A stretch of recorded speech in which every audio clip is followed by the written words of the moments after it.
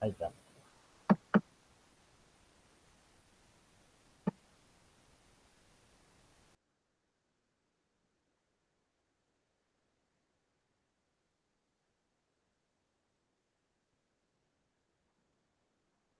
Éter es el... Ahí está, perfecto, Fer. Sí, ah, que muchas gracias. Sí, sí.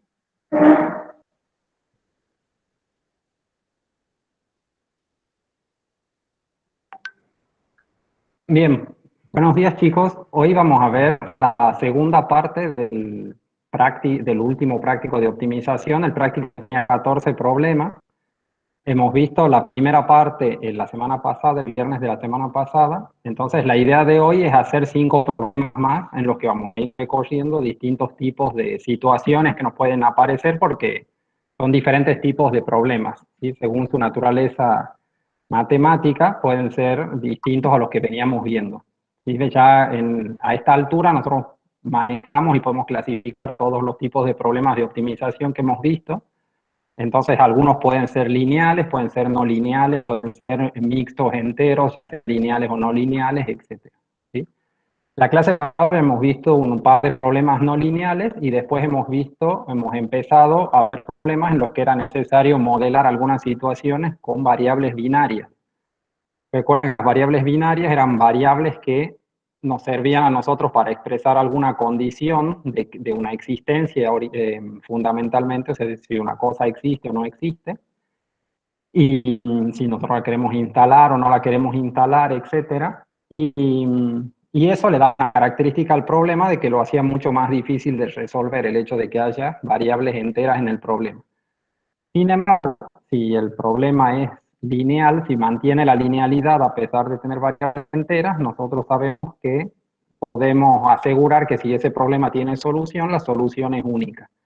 Entonces, siempre vamos a tratar de que el problema tenga variables enteras o no, de mantener la linealidad dentro de lo posible.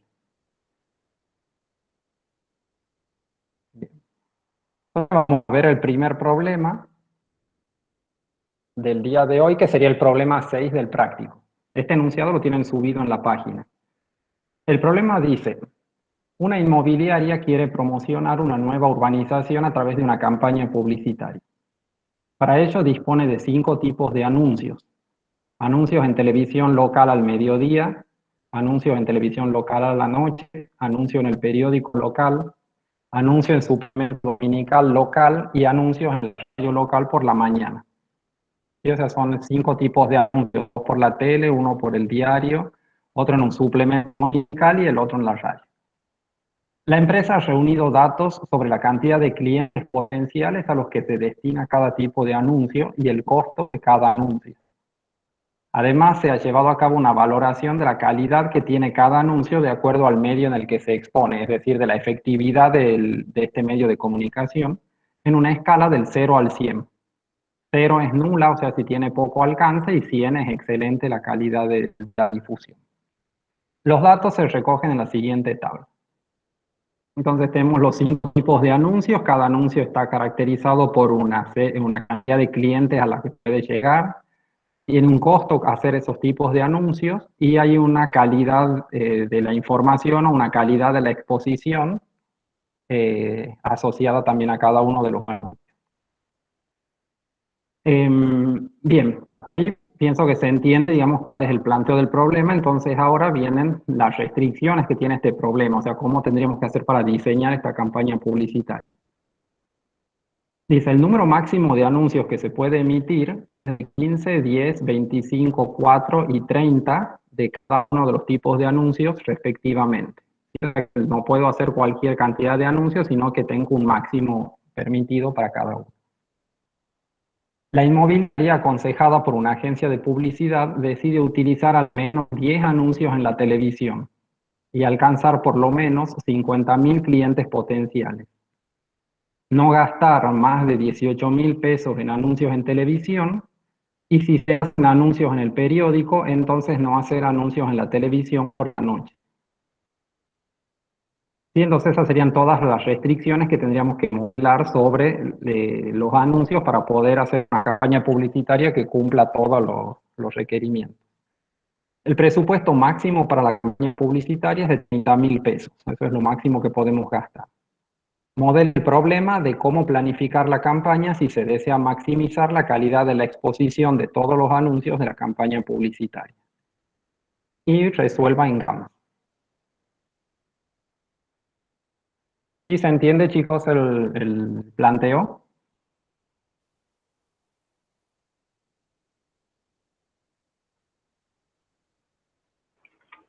Sí, sí se entiende. Bien. A ver, ahora vamos a tratar de resolverlo a mano.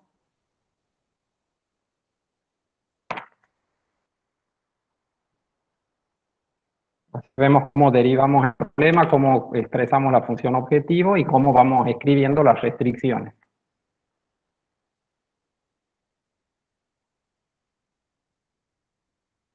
Acá vamos a copiar esto.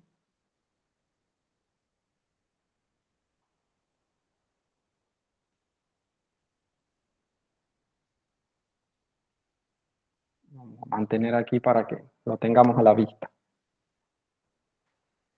Bien, entonces nosotros tenemos una campaña publicitaria que tiene 5 anuncios y lo que nosotros queremos saber es cuántos anuncios de cada uno de estos tipos de anuncios tenemos que, digamos, vamos a contratar para poder armar esta campaña publicitaria. Entonces, el conjunto que nosotros tendríamos, digamos, el conjunto que serían los tipos de anuncios, le podemos llamar I.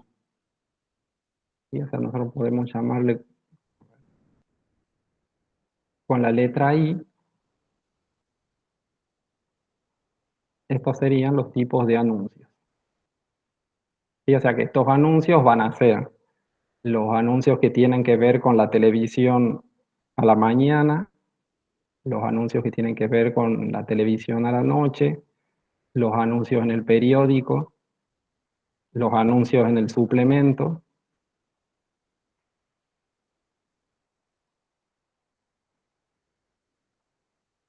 y los anuncios en la radio.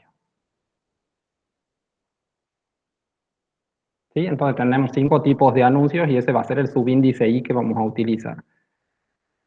Por otro lado, vamos a necesitar una variable que represente el número de anuncios que nosotros vamos a hacer de cada uno de los anuncios.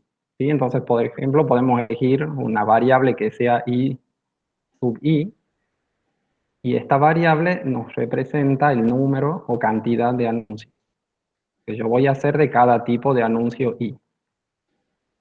Fernando, te Sí, sí. preguntan, te dice que no entienden qué es la calidad de exposición.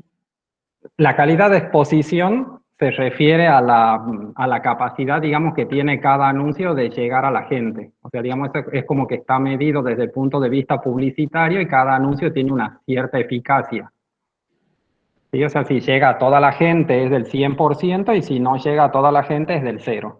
Entonces hay, digamos, valores intermedios que califican de alguna manera esa eficacia que tiene hacer cada tipo de anuncio. Eso sería. Entonces, lo que nos pregunta el problema, si ustedes leen la última línea del problema que justo no se ha copiado acá, yo no la he copiado, es que decía que lo que se pretende en la campaña publicitaria es justamente maximizar la calidad de la exposición, o sea, maximizar el grado de llegada que tienen los anuncios al público. De alguna manera es como que verbalmente nos está diciendo el problema, nos está diciendo cuál es la función objetivo que vamos a utilizar, ¿sí? Que ya la vamos a expresar matemáticamente más adelante. ¿Sí se entiende? Es una característica de cada anuncio que tiene que ver con la calidad de llegada que tiene el anuncio al público.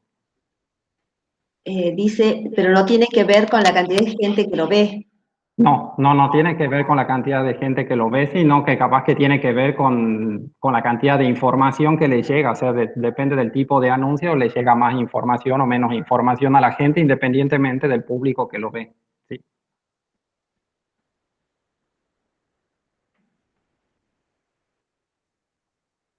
¿Sí se entiende? Dice que sí. Bien, gracias. Bien, entonces el número de anuncios que nosotros estábamos poniendo como variable, que es el I sub I, va a ser ¿qué tipo de variable va a ser esta? ¿Va a ser una variable continua o va a ser una variable discreta? ¿Qué opinan? la cantidad de anuncios que yo voy a hacer de cada tipo de anuncio. La cantidad de anuncios por la televisión, la cantidad de anuncios por periódico. Dicen que discreta. Perfecto, o sea, va a ser una variable discreta, o sea que I sub I, es una variable que pertenece a los números enteros positivos. ¿Sí? O sea, enteros positivos significaría que van a ser siempre un número natural y además incluido el cero, porque puede ser que algún anuncio nunca se haga. ¿Sí? O sea, los enteros positivos son los números naturales, incluido el cero. Bien. Entonces, volviendo a la pregunta que ustedes me hacían recién, o sea, lo que nosotros tendríamos que poner relacionado con esa pregunta es cuál es la calidad de la exposición. O sea, cómo expresamos la calidad de la exposición que va a tener nuestra campaña publicitaria para que esa sea nuestra función objetivo.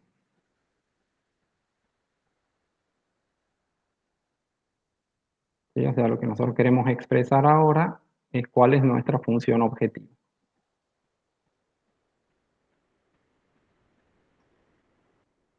Esa función objetivo va a ser maximizar la calidad de la exposición.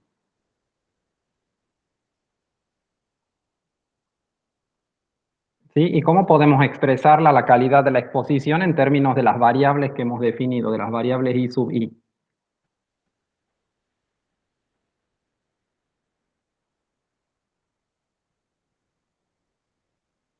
¿Qué opinan ustedes? Yo tengo que maximizar una función objetivo que se llama, que le he puesto de nombre calidad de la exposición, pero ¿cómo la calculo en el problema? Puede ser multiplicando el número de anuncios por la calidad de ese tipo de anuncios y la suma de cada uno. Exacto, muy bien. O sea que si yo multiplico, le llamemos al parámetro, le llamemos calidad sub I. Calidad sub I es el parámetro que me representa la última columna que ustedes tienen en la tabla. ¿Sí? O sea, cada anuncio tiene una calidad. Entonces, si yo multiplico esa calidad sub I por la variable I sub I que yo acabo de definir, y sumo, hago una sumatoria para todas las I, o sea, para todos los anuncios que yo tenga, entonces ahí voy a tener calculada la calidad de la exposición total de la campaña publicitaria, ¿sí? ¿Se entiende eso? ¿Se entiende esa notación? O sea que si nosotros, a ver, volvamos a la presentación, es como que la función esa que yo acabo de definir sería 65 multiplicado por el número de anuncios que haga por la televisión a la mañana, más 90 por los que haga a la noche, más 40 por el periódico, más 60 por el suplemento dominical y más 20 por los de la red. O sea, la suma total esa me daría la calidad de la exposición. Lo que yo no sé a priori es cuántos anuncios me conviene tener cada uno de estos para poder calcular esa función objetivo, pero bueno, justamente eso es lo que va a decidir el programa. ¿Sí? Bien. ¿Cuáles son las restricciones que tenemos ahora?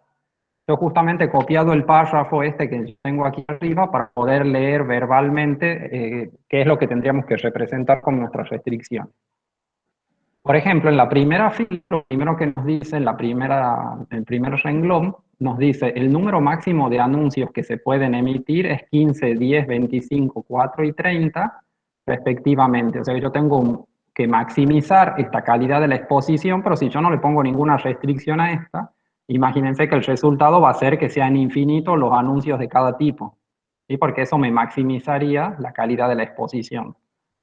Entonces yo tengo que poner restricciones que hacen que este valor no pueda ser infinito. Entonces justamente acá tengo una serie de restricciones que me dicen que el número de anuncios que yo puedo hacer de cada tipo tiene que ser menor o igual que un máximo. Y acá me da ese valor máximo. ¿Sí? Entonces, una restricción que yo tendría que poner sería que el valor de I sub I siempre tiene que ser menor o igual que un valor de I sub I máximo, que yo lo tengo escrito acá, que vale 15, 10, 25, 4 y 30 para cada tipo de anuncio, y esas restricciones se tienen que cumplir para todo I. O sea que en realidad con esta expresión que yo tengo acá, estoy resumiendo 5 restricciones, ¿sí? Una para cada tipo de anuncio.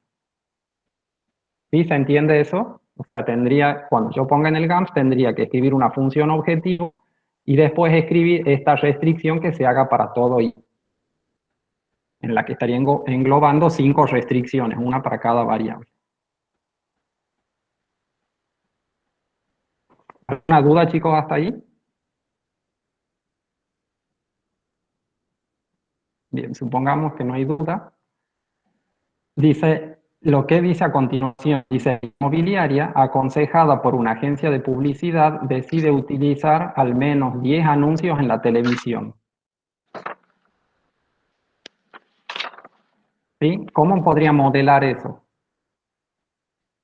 Que la campaña publicitaria que yo tengo que hacer tiene que tener al menos 10 anuncios en la televisión. ¿Cuál sería la restricción que tengo que poner?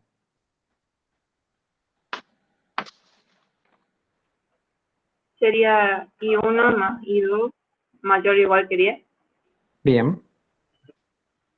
O sea que yo tendría I, para evitar el 1, 2, 3, nos olvidamos a quién se refiere, pongamos chiquitito TVM, que sería la televisión a la mañana, más el I, TVN, que sería de la televisión a la noche, esa suma de restricciones tendría que ser mayor o igual que 10, perfecto. Y con eso yo me aseguro que los anuncios que se hagan en la televisión en total no pueden superar el valor de 10. Después me dice que hay que alcanzar por lo menos 50.000 clientes potenciales. ¿Cómo modelo eso?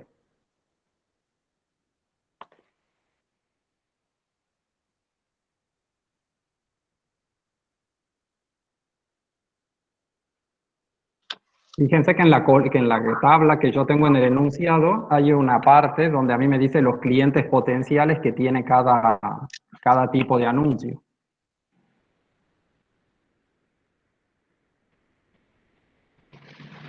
Yo tengo que para la televisión a la mañana tengo 1.000, para la televisión a la noche 2.000 y así sucesivamente. Hay una serie de clientes potenciales para cada tipo de anuncio que yo haga. Dice que TVM más TVN, no, ese es el anterior. Y por número de clientes. Bien, o sea que si yo hago, es parecido a lo como yo he definido la función objetivo, ¿sí? Nada más que en vez de utilizar la columna de calidad, voy a utilizar la columna de clientes. O sea, los clientes potenciales sub i, que es un parámetro que yo saco de una tabla, lo multiplico por el valor de la variable i sub i y lo sumo a esto para todos los i, para saber todos los clientes potenciales que tengo, y esos clientes me dicen cómo tienen que ser respecto de 50.000. Tiene que ser igual, mayor o igual, menor o igual. Mayor La o igual. frase, muy bien, pero la frase me dice alcanzar por lo menos 50.000, o sea que tiene que ser mayor o igual. ¿Sí? Bien. Después me dice que no hay que gastar más de 18.000 pesos en anuncios en televisión. ¿Cómo hago para modelar eso? No gastar más de 18.000 pesos en anuncios por televisión.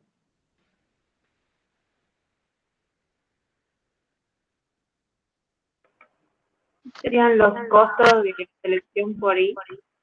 Bien, o sea que nosotros tendríamos, si nosotros nos fijamos acá en la diapositiva, tenemos que los costos de la televisión son 1.500 para la televisión a la mañana y 3.000 para la televisión a la noche. ¿Sí? Entonces, tendríamos que escribir una ecuación, una restricción, que diga 1.500 multiplicado por el I de los anuncios de televisión a la noche, a la mañana, perdón, creo que es a la mañana, más 3.000 por I de la televisión a la noche. Y esto, ¿cómo tiene que ser respecto de 18.000?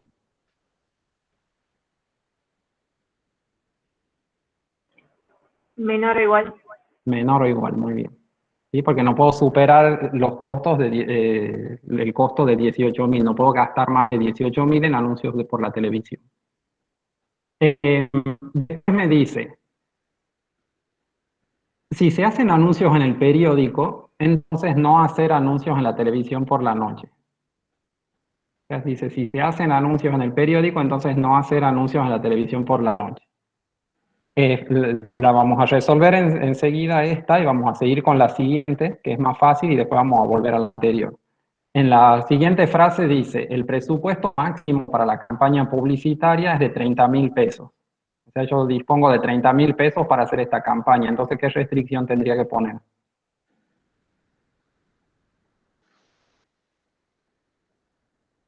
Fíjense que acá, yo para cada anuncio tengo cuánto me puede hacer cada uno de estos tipos de anuncios. Y esta columna todavía no la hemos usado. Sería la suma de los costos por hijo. Muy bien. O sea que yo tendría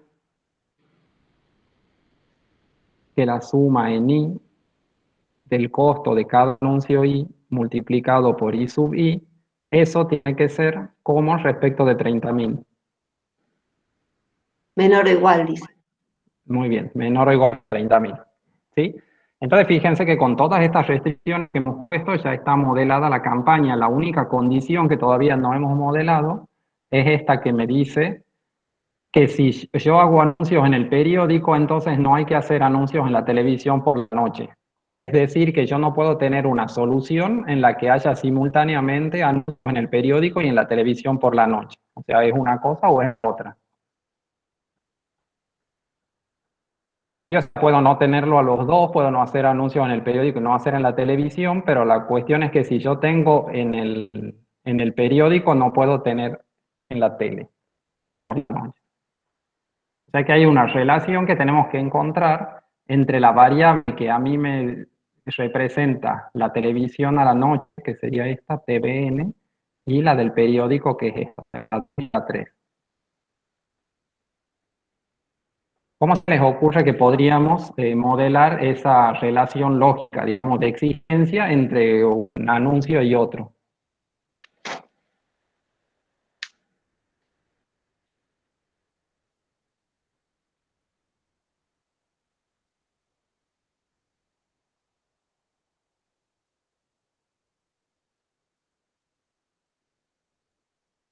A ver, ¿alguna idea, alguna pista de por dónde empezar a mirarlo esto?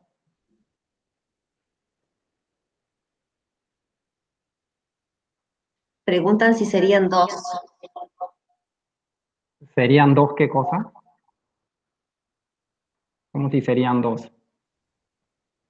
Dice I rad Sí, mayor o igual que 1.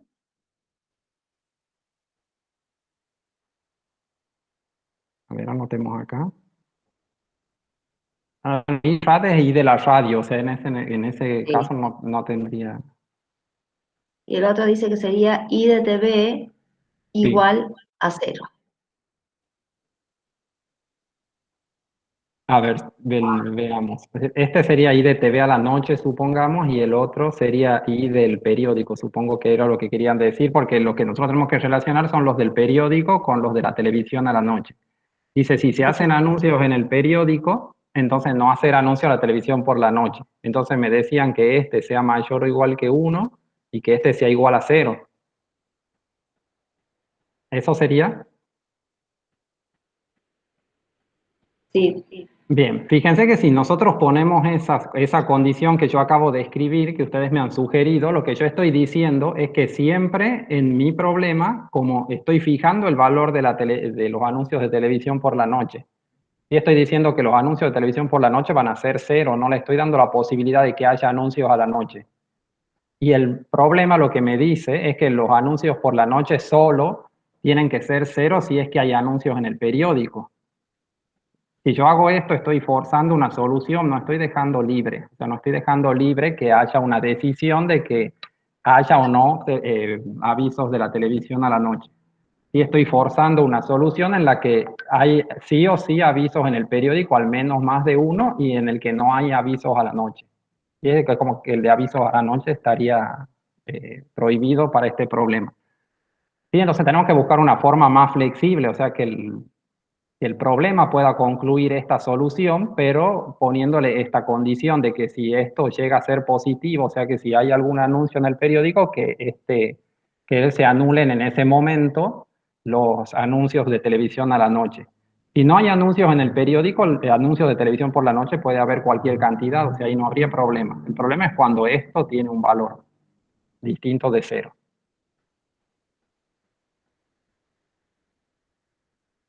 Sí, o sea, por ahí va la situación, está bien pensada, pero nos estamos centrando en un solo caso, no está contemplando los dos casos.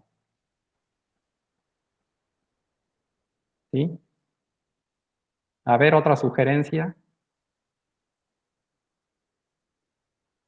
de cómo podemos representar esto. Fíjense que cuando yo les estaba explicando esto, yo me cuidado de decir mientras estaba hablando, de decir, de expresar, digamos, o de pronunciar en el discurso la palabra opción. O sea, cuando nosotros acá tenemos una opción de hacer o no hacer el periódico, de hacer o no anuncios en el periódico, y de eso va a depender la decisión de hacer los anuncios de la televisión por la noche. O sea, cuando uno tiene esa disyunción, o sea, esa posibilidad de hacer o no hacer una cosa, uno inmediatamente tiene que pensar que la solución del problema viene por el uso de alguna variable binaria que me habilite o me inhabilite las opciones en las que yo estoy pensando. Y entonces, visto desde ese punto de vista, ustedes tendrían que ver de poder introducir una variable binaria que les ayude a poder expresar esta decisión. La variable binaria que nosotros vamos a utilizar acá, por ejemplo, podríamos definir una variable z. ¿Sí? Yo puedo definir una variable z, que es una variable nueva, una variable binaria, que vale 1 o 0. Y que esa variable z vale 1 si se hacen anuncios en el periódico. ¿Sí? Y si no se hacen anuncios, en el caso contrario, vale 0. ¿Sí? Yo ahí defino una variable z nueva que yo quiero que cumpla con estas condiciones, que valga 1 si yo hago anuncios en el periódico y valga 0 en caso contrario. Entonces, una vez que yo he definido esa variable z, ¿cómo hago para relacionar la variable z con las variables originales que yo tenía, que me representan el número de anuncios en el periódico y el número de anuncios en la tele? ¿Cómo se les ocurre a ver que puedo relacionar el número de anuncios en el periódico con la variable z? Es decir, que si yo tengo anuncios en el periódico, la variable z valga 1, y que si no tengo anuncios en el periódico valga 0.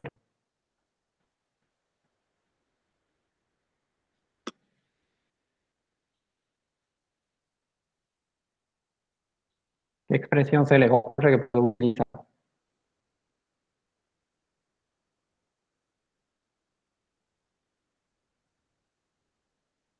En estos tipos de problemas hay una expresión que se utiliza mucho, que sirve mucho cuando uno quiere relacionar una variable que toma distintos valores, por ejemplo, una variable continua, una variable entera, como en este caso, cuando uno la quiere relacionar con una variable de existencia, que es una variable binaria que va a valer solamente 0 o 1. Esa expresión que se utiliza mucho tiene esta forma. Se pone que la variable entera, en este caso, entera, ¿sí? Que en este caso sería i del periódico, sea menor o igual que un número muy grande arbitrario multiplicado por la variable binaria que he definido. ¿Sí? Se utiliza este tipo de expresiones porque yo sé más que el i del periódico, o sea, la cantidad de anuncios que yo voy a hacer en el periódico es un número positivo, o sea que es mayor o igual que 0. O sea que la i del periódico está restringida entre el 0 y un valor muy grande. Y a ese valor muy grande yo lo puedo multiplicar por la variable binaria. Fíjense que si yo hago eso, tengo una expresión que es lineal. Esto no ha perdido la linealidad porque u es una constante. ¿Sí? U es una constante arbitrariamente grande. Por ejemplo, que yo ponga que u es igual a 100.000 o a 1.000.000. ¿Sí? Es un número muy grande. Profe, ¿Sí? buen día, tengo una duda. ¿Ese U, nosotros le damos el valor Sí. a la hora de trabajar en el GAMS y eso? Exacto. Sí, sí. O sea, a la hora de trabajar en el GAMS, ustedes van a definir un escalar o una constante y en ese valor de constante van a poner el U y le van a dar un número, un valor. Ese valor tiene que ser muy grande respecto de los números que ustedes están trabajando en el problema, o sea, bastante grande respecto de los valores que ustedes esperan encontrar en las variables. Y si ustedes, por ejemplo, para este caso ponen 1.000.000, es suficientemente grande, pero capaz que si ponen 1.000 también es grande porque ninguna de las variables acá llega hasta el valor tan grande. Y ese es un valor que ustedes lo pueden ajustar, pero es un número que lo conocen desde el principio y lo definen como un escalar al principio en el GAMS. ¿Sí? Entonces, ¿cómo funciona esta restricción que yo acabo de escribir acá? Si z vale 0, fíjense que si z vale 0, o sea que yo quiero representar que no hay anuncios en el periódico, el número este muy grande por 0 me da 0. ¿Sí? Entonces el i del periódico va a ser mayor o igual que 0 y menor o igual que 0 a la vez, o sea que no le queda otro remedio que valer 0. O sea que si z vale 0, los anuncios del periódico son 0. Y si z vale 1, entonces el i del periódico queda entre 0 y un número muy grande queda libre para tomar cualquier valor. ¿Sí? Entonces sí se cumple mediante esta restricción, esto que yo he expresado acá verbalmente, que es decir, z vale 1 si se hacen anuncios y 0 en el caso contrario. ¿Sí se entiende eso? Sí, profe. Bien, esa es la mitad de lo que queremos hacer, porque en realidad nosotros hemos definido este z con la esperanza de poder modelar, anular los anuncios de televisión por la noche. Sí, que eso todavía no lo hemos usado. Lo que sí hemos puesto es cómo el Z depende del I del periódico, del número de avisos en el periódico. Ahora lo que tenemos que ver es qué pasa con los I de la televisión a la noche. ¿Qué relación tienen los anuncios de televisión respecto del Z?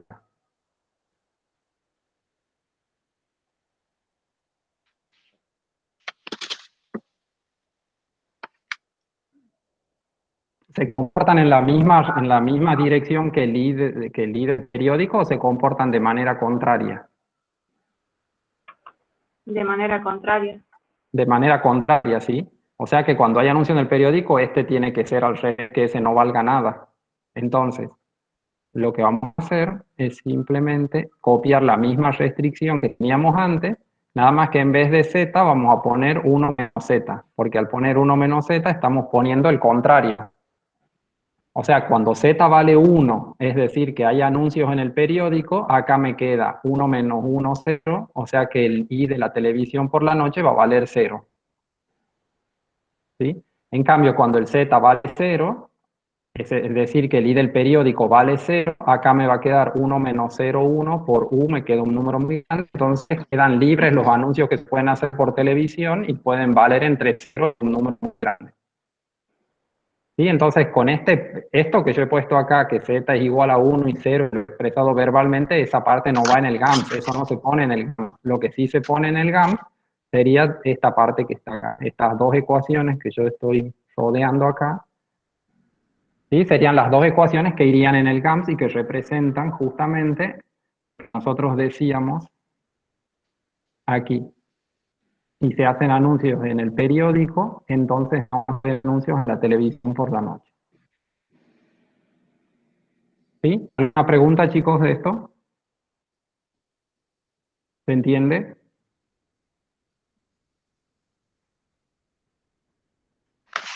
¿Y cómo sabrá el GAMS que Z está entre 0 y 1? Eso se define en el GAMS, ¿sí? Eso ya lo vamos a ver, eso cuando ustedes definen en el GAMS tiene distintos tipos de variables, ¿verdad? Ustedes han utilizado un comando que era variables, que ustedes podían poner cualquier variable ahí libre.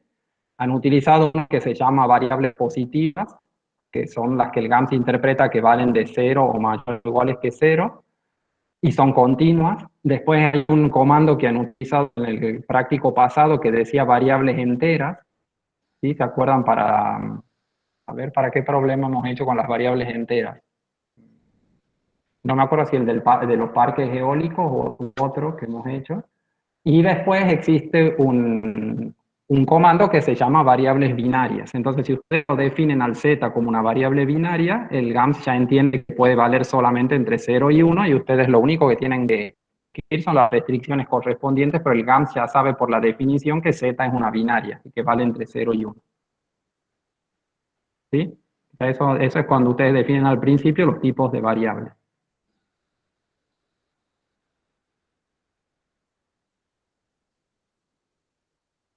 ¿Alguna pregunta, chicos, de esto? Hasta acá, fíjense que toda la parte que yo he escrito de color azul es una parte que más o menos ustedes ya la sabían y me han podido ir dictando. La parte esta, o sea, toda esta parte azul. Y toda esta parte que yo he escrito al final, que está escrita de color rojo, es una parte nueva. Y como ustedes ven, esa parte nueva, esa parte es la de definición de binarias para poder resolver una condición lógica.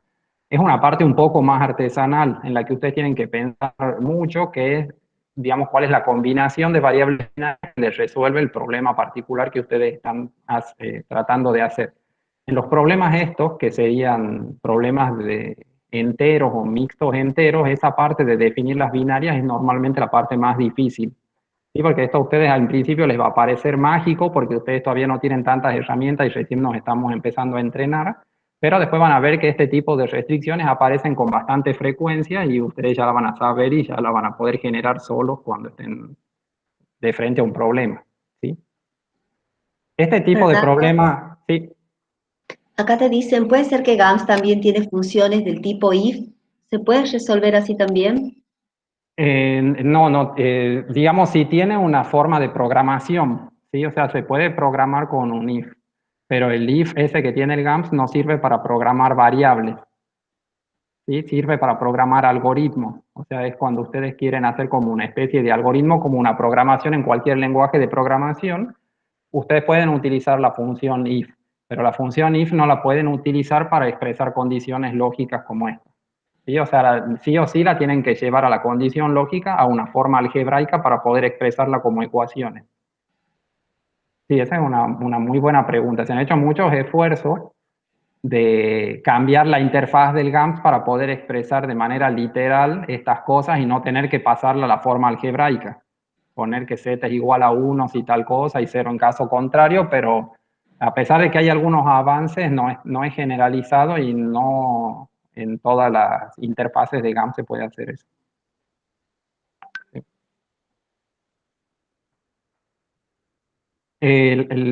Volviendo a este problema, ¿qué tipo de problema es este? Si ustedes lo tienen que clasificar, ¿qué tipo de problema sería?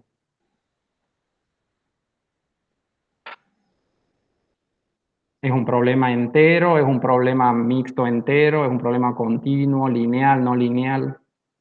Eso es lo que interesa saber para poder sacar alguna conclusión sobre las soluciones que obtengamos con el GAMS.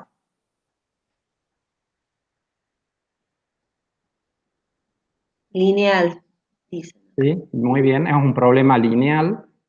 Preguntan en realidad, ¿lineal? Ah, bueno, es un problema lineal. Es un problema lineal porque si ustedes se fijan, por ejemplo, en la función objetivo, es una sumatoria de constantes, es una sumatoria de estas constantes por variables. Si ustedes se fijan en todas las restricciones tienen variables que están independientes o sumadas o con sumas, separadas por sumas, digamos, o si no las variables multiplicadas por constantes. Sí, pero en ningún caso tienen multiplicación de variables entre sí, ni tienen funciones no lineales que podrían ser un logaritmo, una potencia, una raíz, etc. ¿Sí? O sea que el problema es todo lineal, incluso estas restricciones lógicas que hemos escrito al último, son también lineales, nos hemos preocupado de hacerlas lineales, o sea, es el producto de una variable binaria por una constante. Entonces son lineales, en ambos casos. Entonces eso es muy importante, el problema es lineal. ¿Y es un problema entero o es un problema mixto entero o es un problema continuo? Dijeron antes entero. Entero, ¿sí? Es un problema completamente entero. El problema no tiene variables continuas, ¿sí? Porque los dos tipos de variables que tienen son la i sub i, que es una variable entera, y tiene la variable z, que es una variable binaria. O sea que todas las variables en realidad son enteras. Entonces el problema es lineal y el problema es entero. Es decir, que si este problema tiene una solución, es decir, que si no les da infactible en el GAMS, la solución esa que van a tener ustedes es única, ¿sí? Por la linealidad del problema. Y eso es muy importante porque quiere decir que no tienen óptimos locales, no tienen que inicializar las variables ni empezar con distintos puntos para poder encontrar el valor de la función objetivo. ¿Sí? O sea, van a encontrar una sola solución y esa solución es única. ¿Sí? Bien. ¿Tienen alguna duda de este problema? Yo este no lo he hecho en el GAMS para que lo hagan ustedes. Lo que sí he puesto en la segunda diapositiva son los resultados que me dan a mí para que ustedes controlen. Y me da una función objetivo de 2370 y me da los distintos tipos de anuncios que se hacen. Me da que se hacen 10 anuncios de televisión al mediodía, 25 en el periódico y 30 anuncios en la radio local por la mañana. Y fíjense que como me da que los anuncios en el periódico son 25, el Z vale 1, ¿sí? La variable binaria que habíamos definido vale 1, y los anuncios a la noche me dan 0. ¿Sí? Porque como estoy haciendo en el periódico, no puedo hacer a la noche. O sea que sí se cumple esa condición que le había puesto. Ay, me he olvidado acá. Anuncios en el suplemento dominical son 2. Y entonces esta sería la campaña publicitaria que a mí me asegura la máxima calidad de la exposición. Que era lo que queríamos maximizar. Y quería saber si tienen alguna duda hasta acá. Así pasamos al siguiente problema.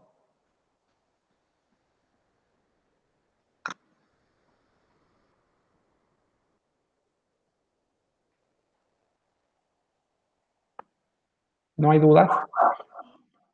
¿Cómo pone binario en Gamsfer? Binaria en GAMS se pone, a ver, lo voy a anotar acá. Se pone así, binary variable. ¿Sí? O sea, eso se pone binary variable, se le va a pintar de color azul como cuando ustedes definen cualquier variable y ustedes abajo pueden escribir las variables que quieran que sean binarias en su problema. Y no se preocupen que ya ahora vamos a hacer otros problemas donde también va a haber variables binarias y ya les muestro en el GAMS cómo lo hacen.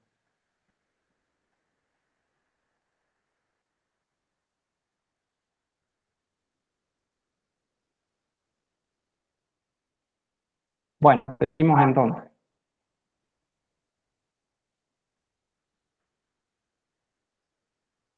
Bien, vamos a ir ahora al problema 7 del práctico.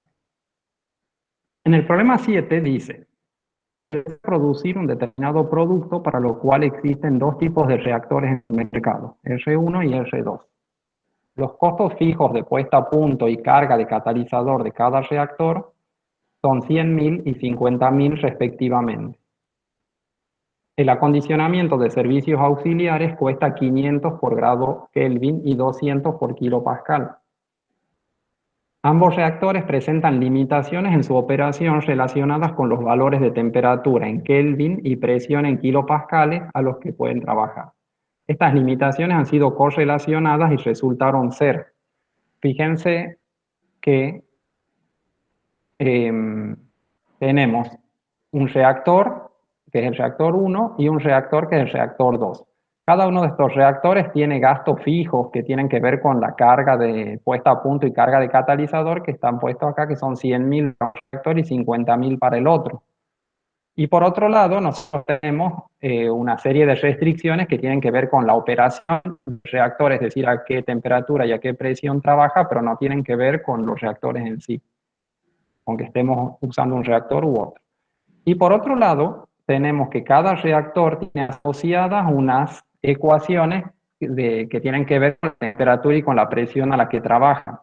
Es decir, que si yo estoy trabajando con el reactor 1, estas ecuaciones son las válidas, pero si estoy trabajando con el reactor 2, la ecuación válida es esta que está aquí abajo y no la del reactor 1. ¿Sí? O sea que acá estoy viendo que hay algunas ecuaciones que dependen de qué reactor elija.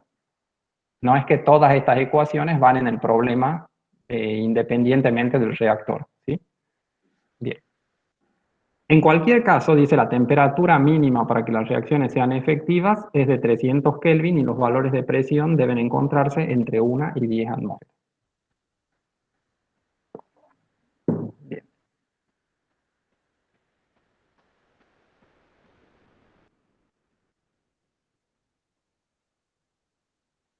A ver, quiero pasar y no me deja.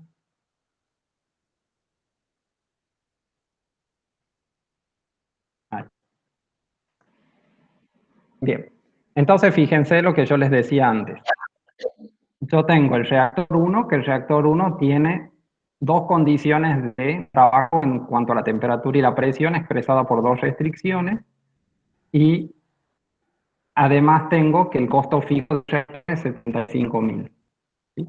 Y después para el reactor 2 tengo una condición diferente de trabajo y el costo fijo es otro, es de 50.000.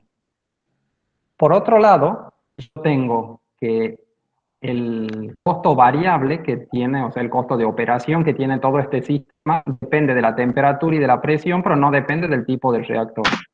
La temperatura tiene que ser igual a 300, la presión tiene que estar entre 101,3 y 1013 kilopascales, o sea, si estos serían entre 1 y 10 atmósferas, pero todo el problema está hecho con la presión en kilopascales, así que yo aquí lo he pasado.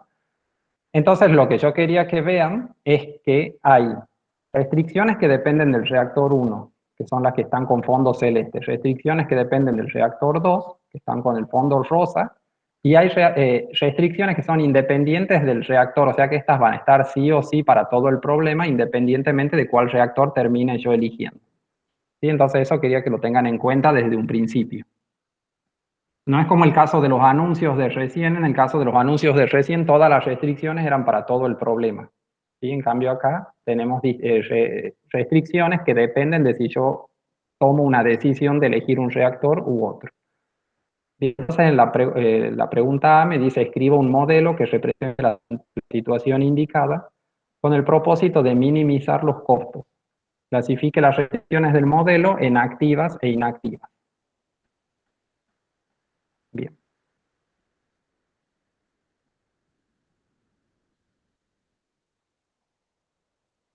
A ver, empecemos entonces. Profe, Sí. una duda de enunciado. Sí. En el enunciado dice que primero da los límites en kilopascal, perdón, los precios para kilopascal. Sí. Y después, cuando da las condiciones, los límites, Sí. no especifica esa presión en qué está. Y Sí. sin embargo, al final dice que debe encontrarse la presión entre 1 y 10 atmósferas. Sí. Nosotros suponemos ya que esas condiciones están, las restricciones, suponemos que están en pascales, ¿verdad? Sí. Por lo Sí, que sí. veo que usted hace. Claro, o sea, acá dice, o sea, esto podría ser de las dos maneras, o sea, no es que estén en kilopascales las restricciones, sino que, a ver, claro, no, está bien, o sea, están en kilopascales, pero por estas restricciones que están acá dentro del reactor, sí. O sea, estas tienen 200 pesos por kilopascal, sí, el enunciado quizás no dice, pero tanto la temperatura como el kilopascal para que la temperatura como la presión para que estas restricciones sean válidas tienen que estar en Kelvin y en kilopascales respectivamente. Sí, si no, esas restricciones cambiarían de valor si uno hace un cambio de unidades. Sí, capaz que eso no está especificado. Sí, está especificado en el primer párrafo, Fer, ahí lo puse. A ver. Ambos reactores presentan Al condicionadas. final. Ah, no, claro, acá sí.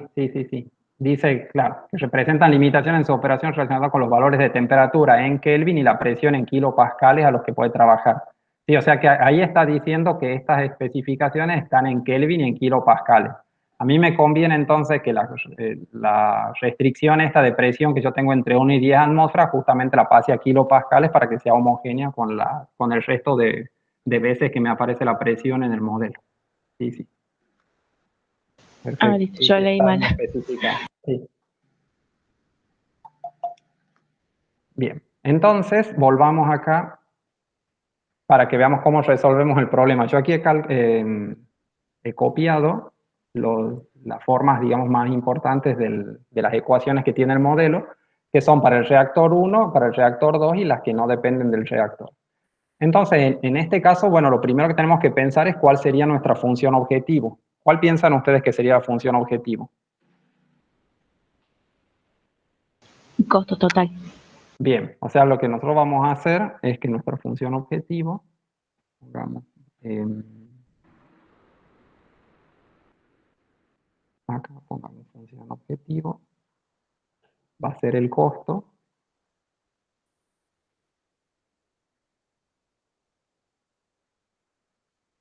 ¿Sí? Y ese costo total va a estar formado por dos tipos de costo. Tenemos un costo variable y un costo fijo. El costo fijo, como decíamos, depende de los tipos de reactores y el costo variable no depende del tipo de reactor, sino de las condiciones de operación, depende de a qué temperatura y a qué presión trabajamos. Entonces, para expresar el costo total, empecemos poniendo el costo variable. El costo fijo, perdón. ¿Qué pasa si nosotros utilizamos el reactor 1? O sea, si nosotros utilizásemos el reactor 1, tendríamos 75.000 pesos. ¿Sí?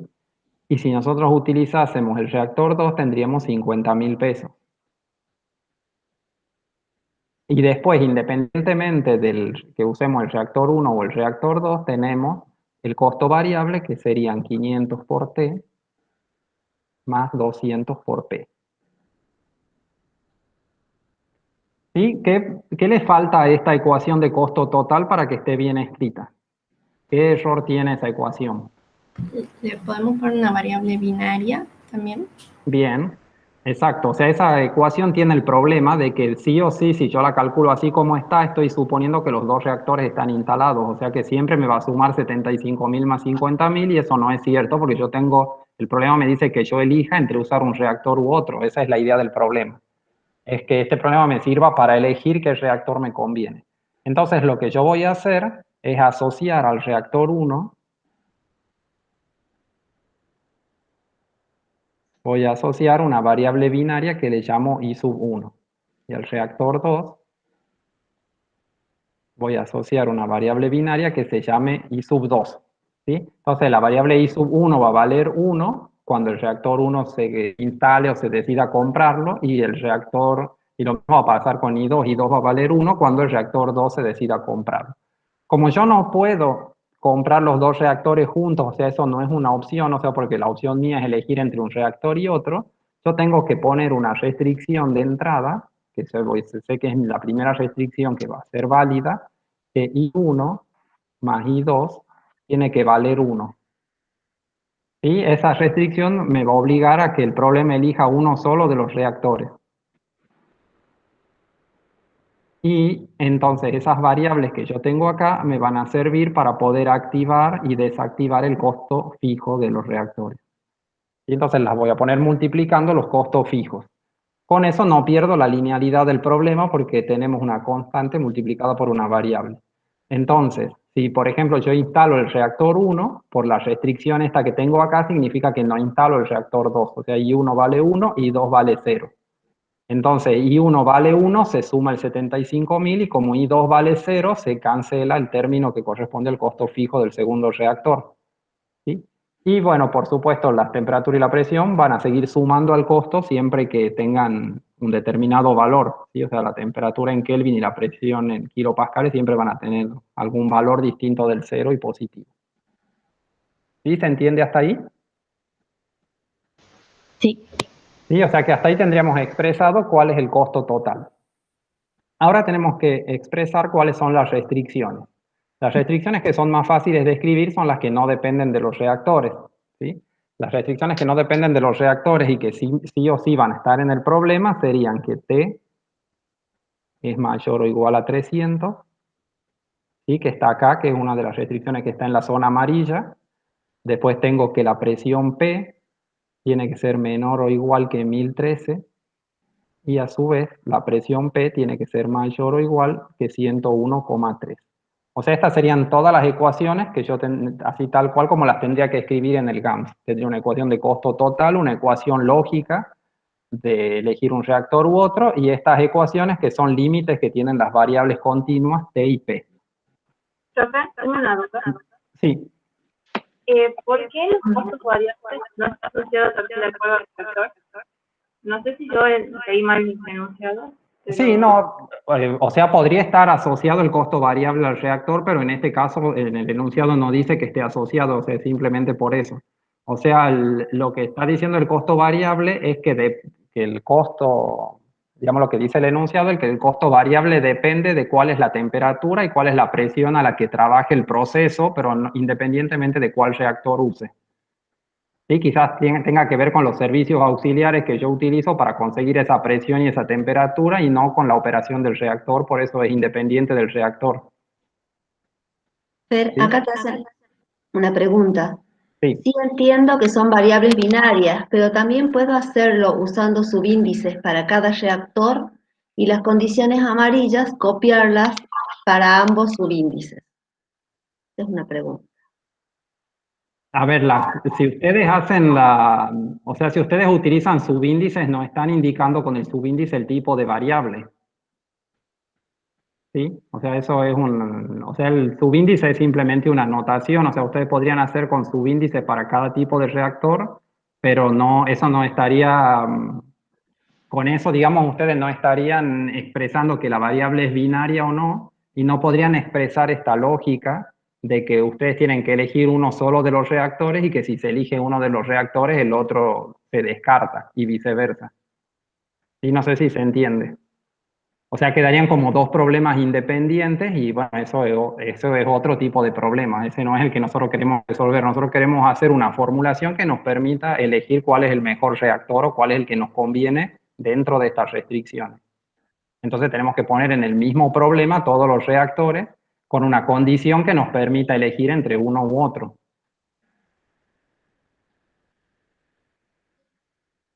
Profe, ¿Sí? entonces al momento de poner las condiciones que dependen de cada reactor, ¿estaría bien acompañar a las variables por el I1 o el I2? Ajá, exacto.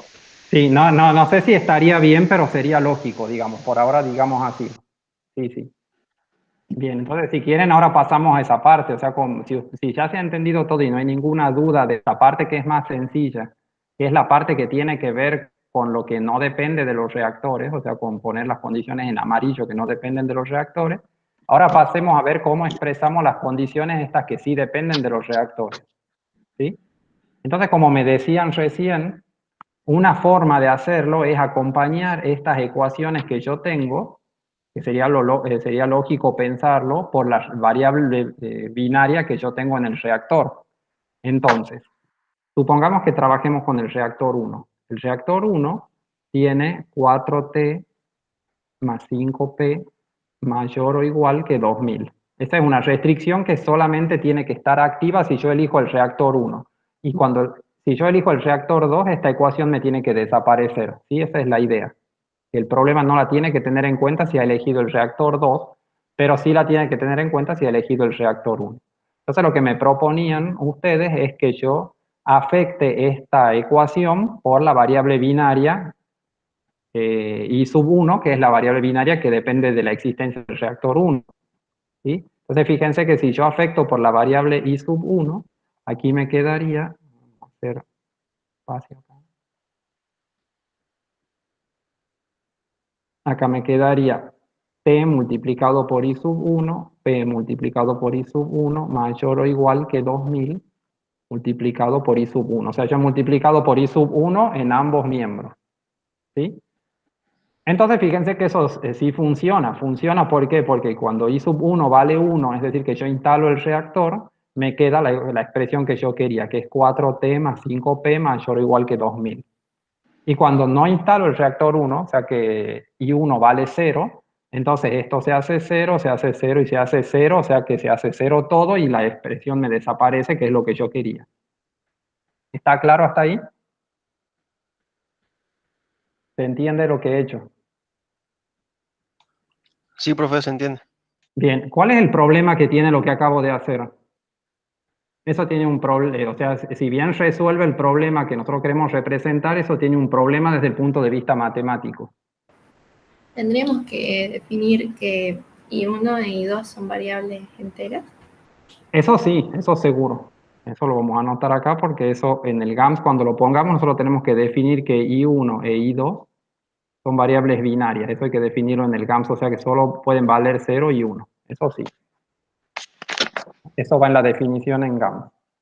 Pero ¿qué problema matemático ven ustedes acá? Dicho de otra manera para que lo vean. Supongamos que todavía no hemos escrito esta restricción, ¿sí? Y que simplemente tenemos este problema que nosotros teníamos originalmente. Si nosotros tenemos ese problema original, ¿qué tipo de problema es desde el punto de vista matemático? Lineal, hasta ahí lineal. ¿Sí? O sea que este problema que nosotros tenemos acá es lineal y además es mixto entero. ¿Sí? Porque tiene variables continuas, que son la temperatura y la presión, y tiene variables binarias, que son la I1 y la I2. ¿Sí? O sea que es un problema mixto, entero, lineal. Esos problemas se llaman MILP. Esos problemas son problemas que cuando yo los resuelvo tienen una solución única. ¿Sí? ¿Qué pasa si yo introduzco esta nueva restricción que tengo acá? Claro, esa restricción no es lineal, así que existen muchas soluciones. Exacto, o sea, ahí pierdo todas las ventajas que yo tenía de la linealidad, y las ventajas de la linealidad son muchas porque yo acá tengo la posibilidad, al tener multiplicadas variables continuas con variables enteras, de el problema tenga mínimos locales, que tenga o mínimos o máximos locales, y que yo tenga que hacer un estudio desde empezar desde distintos lugares de mi región factible a calcular el problema para ver si todos me llevan al mismo óptimo. Y además los algoritmos MINLP, que sería este problema, o sea, si yo lo calculo así sería un MINLP, o sea, un mixto entero no lineal, tienen algoritmos que son mucho más complicados y mucho más fáciles de que se traben en algún punto y no me den ninguna solución. Entonces yo siempre en estos tipos de problemas tengo que tratar de mantener la linealidad, ¿sí? Salvo que haya algún factor que no se pueda, pero estos productos de variables continuas por variables binarias se pueden resolver, ¿sí? Entonces se pueden resolver de forma lineal. Entonces esto no lo vamos a utilizar. ¿Sí? O sea, si bien desde el punto de vista lógico estaba muy bien, a esta solución no la vamos a utilizar nunca. Siempre vamos a tratar de evitar esta solución, de multiplicar variables binarias por continuo. ¿Sí? Entonces lo que vamos a hacer es aplicar un método que se llama, para hacer justamente esto, que se llama el método de la M grande, o que también se conoce más con el nombre en inglés del método de Big M. ¿Sí? El método de Big M es un método que a mí me permite expresar restricciones que yo tenga y que dependan de una variable binaria, me permite activarlas o desactivarlas, pero de una forma lineal. ¿Sí? Es un método por el cual yo a estas restricciones que tengo acá que dependen de una variable binaria, las puedo expresar de manera lineal. Entonces es un método sencillo en el cual lo que tengo que hacer es seguir un procedimiento sistemático. Primero es poner todas las restricciones en el sentido del menor o igual a 0. ¿Sí? Entonces yo las voy a reescribir a las restricciones estas, por ejemplo, para el reactor 1. El reactor 1 depende de la variable I sub 1. A esas restricciones yo las voy a escribir como menor o igual a 0. Entonces, la primera restricción que yo tengo, si yo la pongo como menor o igual a 0, sería 2000 menos 4t menos 5p menor o igual que 0. Y la segunda restricción que tengo, que yo quiero que dependa de I sub 1, la voy a poner como t menos p menos 50 menor o igual que 0. ¿Sí?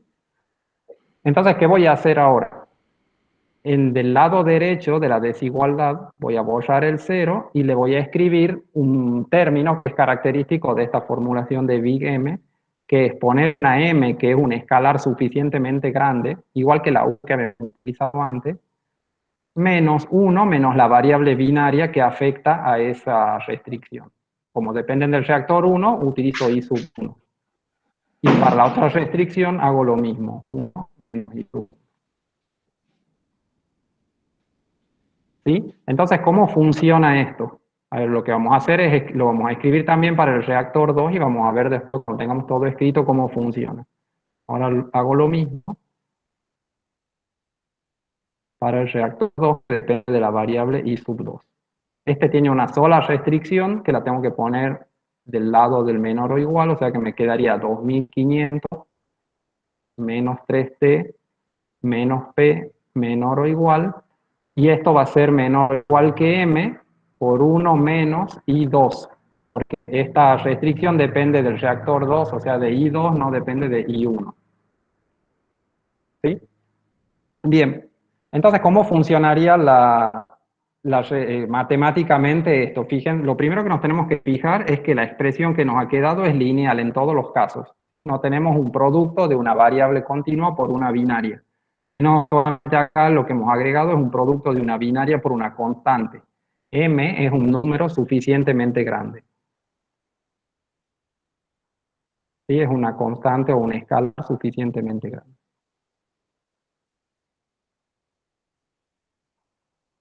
Bien. ¿Qué pasa, por ejemplo, si yo elijo el reactor 1? Si yo elijo el reactor 1, ¿cómo funcionarían estas restricciones? I1 va a valer 1. Y por esta restricción que yo tengo aquí original del problema, I2 va a valer 0. ¿Sí? Entonces, si yo tengo que I1 vale 1, estos términos de acá me quedarían 1 menos 1, los dos miembros, perdón, de acá de estas ecuaciones me quedarían 1 menos 1, 0, o sea que estas restricciones me quedan menor o igual a 0 en los dos casos. Y esas son las restricciones originales. Es decir, que cuando el reactor 1 se elige, estas restricciones quedan en la forma original, que es como yo las necesito en el problema. En cambio, ¿qué pasa en el reactor 2? En el reactor 2, como I2 vale 0, esta restricción de 2500 menos 3t menos p me va a quedar menor o igual a un número muy grande. Es decir, que esta restricción queda completamente relajada y deja de restringir al problema. ¿Sí? ¿Se entiende eso? Lo veamos al revés. Supongamos que yo elija el reactor 2. Si yo elijo el reactor 2 y 2 vale 1, entonces acá me queda 1 menos 1, 0. Entonces esta restricción me queda menor o igual a 0, que era la restricción original que yo quería representar. En cambio, I1 va a valer 0. Si I2 vale 1, I1 va a valer 0. O sea que estas restricciones me quedan ambas menores o iguales a un número muy grande. Es decir, que estas restricciones dejan de ser restricciones del problema. ¿Sí? Porque quedan, al ser menores o iguales que un número muy grande, dejan de acotar la solución y serían restricciones que están muy inactivas. ¿Sí? ¿Se entiende el razonamiento? ¿Cómo funciona el método? Más o menos la parte de que quedan inactivas por ser menores o iguales a un número muy grande. No sé por qué me hace... Habría que decir que siempre se cumple, Fernando. Claro. O sea, ellas se van a cumplir siempre.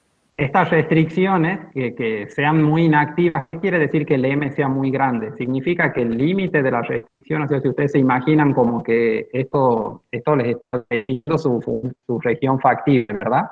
Esta región es factible, esta región factible que ustedes tienen cuando las restricciones eran importantes en la región factible, cuando el óptimo ustedes lo tenían sobre el borde de la restricción. ¿Sí? O sea que ahí la restricción era activa. Fíjense, si el M es un número muy grande, significa que el borde de la restricción se aleja muchísimo de donde está el óptimo. O sea que el óptimo o la solución que estamos buscando va a estar en un espacio dentro de la restricción, es decir, que la restricción se está cumpliendo, pero se va a estar cumpliendo siempre, se va a estar cumpliendo con el menor estricto, o sea, sin estar en el límite de la restricción, o sea que estas restricciones van a pasar a ser inactivas. Con esto, poniéndolo como menor o igual a M, significa que a la región factible la estamos agrandando enormemente para que no coincida el óptimo que nosotros tenemos con algún borde de la restricción. Y la única restricción que sí quedaría activa sería, por ejemplo, la del reactor 2, en el caso de haber elegido el reactor 2, porque esta queda menor o igual a 0. ¿Sí? O sea que esta restricción sí realmente está restringiendo con valores más discretos y valores más chicos. En cambio, estas se van a cumplir siempre. porque el óptimo va a quedar en una región que está muy lejos de los bordes de las restricciones. Por eso el M tiene que ser suficientemente grande. Sí, no sé si se entiende. Bien. Gracias, profe. Ahora sí. Bien.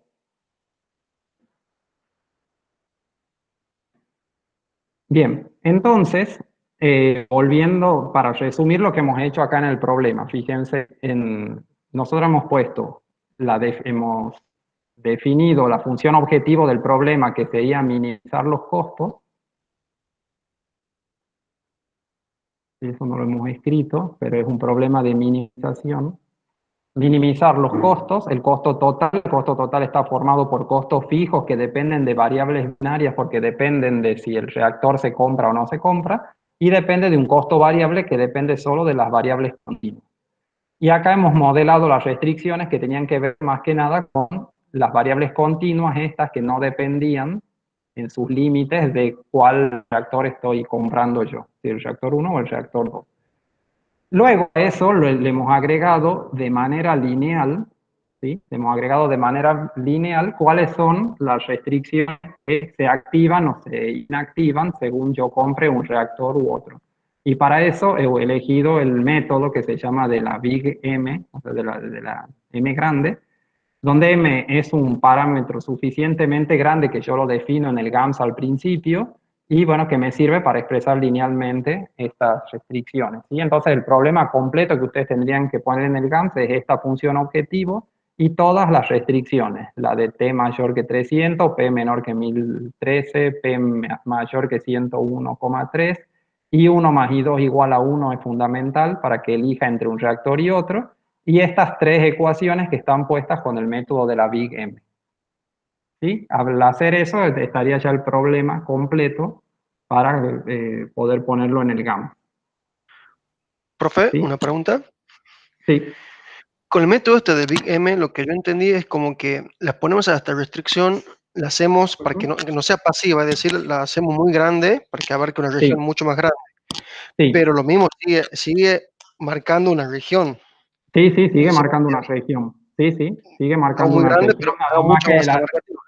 Exacto, va a ser una región mucho más grande, pero por ejemplo, en el caso de que el reactor 2 esté activo, el reactor 1, si ustedes consideran solo las restricciones del reactor 1, esas restricciones van a estar limitando una región muy grande.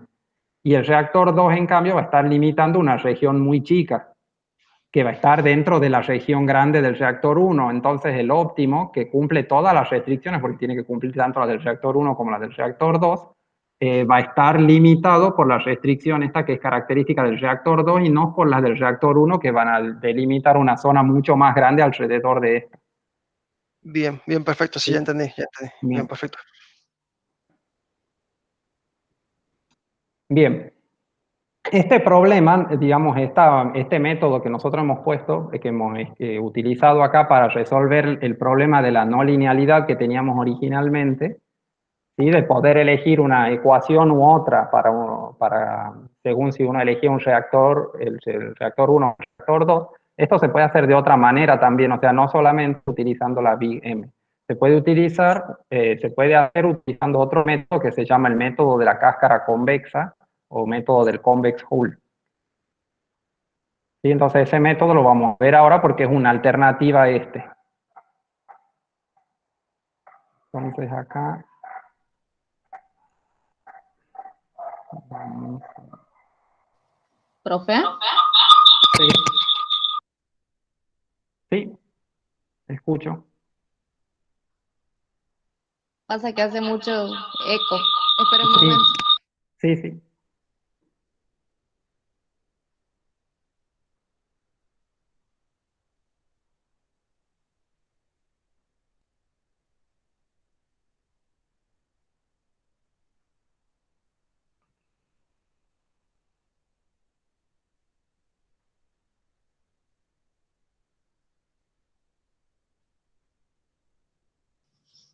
Ahí. Profe, yo le quería preguntar si con este problema lo podemos hacer con el Z como recién, o no se podría, ¿verdad? Porque no se inhabilita un reactor y se activa otro, sino que los dos dan soluciones, solo que uno da soluciones como infinitas. Claro, sí. De todas maneras, este método que vamos a ver ahora es un método más parecido al Z como el que hemos utilizado antes. Sí, es una formulación similar a esa del Z. Eso depende, después ustedes van a elegir siempre entre un método u otro, no es que para cada cosa tienen que hacer los dos métodos, sino que van a elegir entre uno u otro el que les resulte más fácil o más intuitivo de entender cómo funciona. ¿Sí? Ahora lo vamos a ver al otro método. El otro método es más parecido al Z que hemos utilizado en el problema anterior. Sí, tiene esa misma forma. Ah, perfecto. Gracias, profe. Sí. Bueno, entonces lo que yo he copiado acá ha sido el mismo problema porque es una formulación alternativa al problema. Esta formulación es la que yo les decía que se llama método de la cáscara convexa o método del convex hull.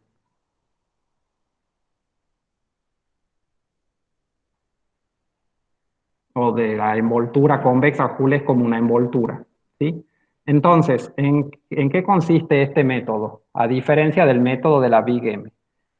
Hasta acá el problema se formula, si ustedes utilizan el método del convex hull, el resto del problema es el mismo, o sea, la parte que no depende de los reactores es exactamente la misma. Así tenemos una variable I1 y una variable I2, que son las con las que nosotros elegimos un reactor u otro, y tenemos todas las restricciones sobre la temperatura y la presión que no dependen del reactor que hayamos elegido.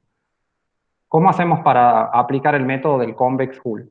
Lo que nos dice el método del convex hull es que nosotros a cada variable que participa dentro de las restricciones que nosotros queremos representar, que en este caso serían la temperatura y la presión, a esas variables nosotros las tenemos que desagregar. ¿Y cómo la vamos a desagregar? Como una suma de distintas variables, que ese número de variables va a depender de la cantidad de opciones que yo tenga o de disyunciones que yo quiera representar. Por ejemplo, en el caso de la temperatura la puedo disgregar en una T1 y en una T2. ¿Por qué? Porque T1 sería la temperatura que interviene cuando yo uso el reactor 1 y T2 sería la que interviene cuando utilizo el reactor 2. Si yo tuviese que elegir entre 5 reactores distintos, tendría que T es igual a T1 más T2 más T3, etcétera, hasta T5. ¿Sí? Y de la misma manera que yo desagrego la temperatura T, también tengo que desagregar la presión P porque es una variable que también interviene en las restricciones de los dos reactores. ¿Sí? O sea, son básicamente la T y la P que yo la tengo que disgregar en dos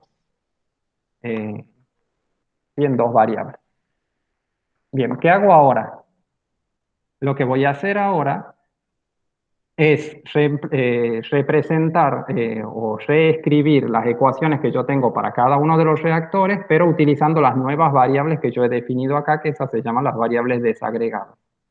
Y vamos a anotar acá el nombre. Y estas son las variables desagregadas. Entonces, para el reactor 1, mi ecuación ahora sería, utilizando las variables desagregadas, sería 4T1 más 5P1 mayor o igual que 2000, y al término este que es constante lo voy a multiplicar por I1, que es la variable binaria que corresponde al reactor 1. Y lo mismo voy a hacer para la otra variable. T menos P menor o igual que 50 por I1. ¿Sí? Y para el otro reactor voy a hacer lo mismo, perdón, esto sería T1 menos P1, menor o igual que 50 por I1. Y para el otro reactor voy a hacer lo mismo, solo que utilizando la variable desagregada T2 y P2. Entonces tendría 3 por T2 más P2 mayor o igual que 2500. Y ahora por I2 porque el reactor 2 depende de la variable I2. Sí, fíjense que una diferencia con el método anterior que habíamos visto es que acá no hay que reformularlas a las ecuaciones poniéndolas en el sentido del menor o igual. O sea, las puedo conservar en la forma original que tenían. ¿Sí? Yo solamente por simplicidad, para no perderse uno, es mejor tener las variables de un lado y del otro lado las constantes, y a esas constantes multiplicarlas por la variable binaria. Fíjense que todas las ecuaciones que estamos agregando, tanto las que definen la desagregación como estas ecuaciones que hemos reescrito, son todas lineales y no hemos perdido la linealidad del problema.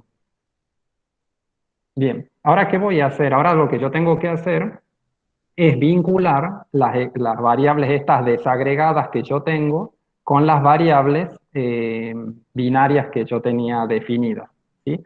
Por ejemplo, la variable T1 depende de que exista I1, o sea, de que yo haya elegido el reactor 1. Entonces ahí voy a utilizar expresiones parecidas a las que yo he utilizado en el problema anterior con el Z. O sea, voy a poner que T1, yo sé que T1 es una variable positiva, va a ser menor o igual que un número muy grande por I1. ¿Sí? Y lo mismo lo voy a escribir para P1. ¿Sí? Porque la variable desagregada T1 y P1 solo va a existir si yo elijo el reactor 1. Si yo no elijo el reactor 1, T1 y P1 no existen. Entonces, por eso tengo que poner estas ecuaciones. Y de la misma forma, tengo que poner ecuaciones que me vinculen las variables desagregadas con subíndice 2 con el reactor 2.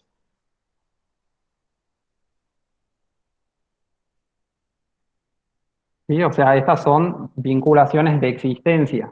Si I2 existe, o sea que si I2 vale 1, entonces el T2 y el P2 va a poder valer entre 0 y un número muy grande. En cambio, si el reactor 2 no existe, esto se hace 0, y entonces T2 y P2 también van a valer 0 porque van a estar limitadas entre 0 y 0. ¿Sí?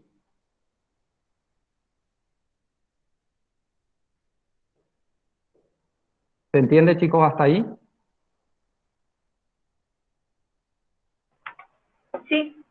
¿Sí? ¿En cómo funcionaría? Sí, se entiende. Bien. Veamos cómo funcionaría esto. Si supongamos que yo elijo el reactor y yo elijo el reactor 1, esto es como una simulación a ver cómo funcionan las restricciones. Yo elijo el reactor 1, entonces significa que I1 vale 1 y eso significa que I2 vale 0. ¿Esto cómo lo sé? Por la que sigue valiendo la restricción que yo tenía originalmente, que I1 más I2 es igual a 1. ¿Sí? Bien. Entonces, si yo elijo el reactor 1 y 2 vale 0, entonces fíjense de acá. I2 vale 0, I2 vale 0, o sea que significa que T2 y P2 van a valer 0. ¿Sí? Porque están acotadas entre 0 y 0, o sea que T2 y P2 van a valer 0. Entonces, si vamos a esta expresión que tenemos arriba, que era la del reactor 2, T2 vale 0, P2 vale 0, I2 vale 0, o sea que se anula toda esta restricción. ¿Sí? Por otro lado, si vamos a las restricciones de desagregación que habíamos puesto originalmente, T2 vale 0 y P2 vale 0, o sea que T es igual a T1 y P es igual a P1. Entonces, volviendo a estas restricciones que tienen que ver con el reactor 1, T1 y P1 son iguales a T y a P, entonces son iguales a las restricciones que yo tenía originalmente para el reactor, I1 vale 1, I1 vale 1, acá como I1 vale 1, T1 y P1 quedan libres entre 0 y un número muy grande, ¿sí? Para valer el valor que el problema considere que es el óptimo. Y entonces de esa manera nos fijamos que las restricciones funcionan bien. Si ustedes se fijan, entre las dos opciones que hemos marcado, la formulación de Big M es una formulación mucho más chica, o sea, tiene solamente estas tres ecuaciones y la de Convex Hull tiene un montón de ecuaciones.